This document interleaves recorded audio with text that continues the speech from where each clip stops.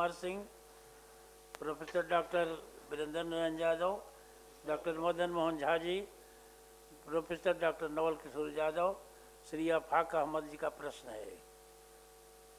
महोदय, उत्तर प्राप्त हो चुका है और उत्तर में बताया गया है जो कि समय समय पर इनके वेतन में बढ़ोतरी की गई है तथा विभागीय संकल्प संख्या 984 द्वारा इन्हें ईपीएफ स्कीम से आच्छादित किया गया है। महोदय, मेरा प्रश्न दूसरा है। माननीय मुख्यमंत्री महोदय ने राज्य में जितने भी शिक्षक थे उनको राज्य कर्मी के संवर्ग में लाने के लिए एक महत्वपूर्ण निर्णय लिया, बड़ा निर्णय लिया और संकल्प दो संकल्प हैं इससे संबंधित, एक 1775 30/8/1980 और एक संकल्प, दूसरा संकल्प है 179 22/12/1981 का।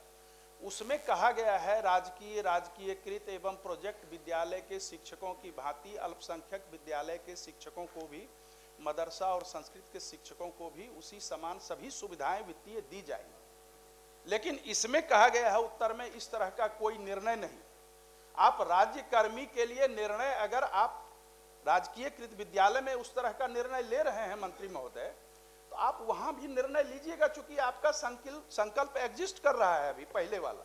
और आपने उनके लिए कहा भी था, सभापति महोदय के कक्ष में बैठक हुई थी, जो कि उनको भी सक्षमता परीक्षा दे करके या बिना सक्षमता परीक्षा के हम राज्यकर्मी बनाएंगे, आपने कहा था। वो प्रोसीडिंग में भी है और सदन में भी चर्चा हुई थी।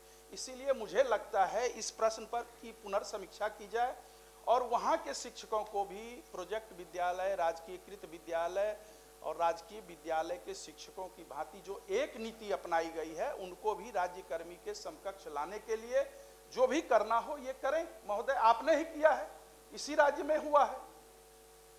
ठीक, माननीय मंत्री। सभापति महोदय, जो माननीय सदस्य ने अपनी बातों को रखा और इस तरीके से मदरसे के जो शिक्षक कर्मी हैं और जो संस्कृत महाविद्यालय के शिक्षक कर्मी हैं उनको हम लोग ससमय तो तनख्वाह और जो भी दे है वो दे रहे हैं, लेकिन राज्यकर्मी का दर्जा देने के लिए हमने कहा भी था कि उस पर विचार करेंगे, लेकिन अभी उस पर तत्काल ये कहना कि तुरंत उस पर भी, क्योंकि हम लोगों को हर चीज़ को देखना पड़ता है। अभी हाल में ही TRE 4 की परीक्षाएं होंगी तो वित्तीय फाइनेंस का भी इसमें रोल रहता है, तो इसको हमारी सहानुभूति ज़रूर है, लेकिन वित्तीय प्रबंधन को देखते हुए ही निर्णय लिए जाते हैं सरकार के द्वारा, तो उसको निश्चित रूप से हम सहानुभूतिपूर्वक देखेंगे।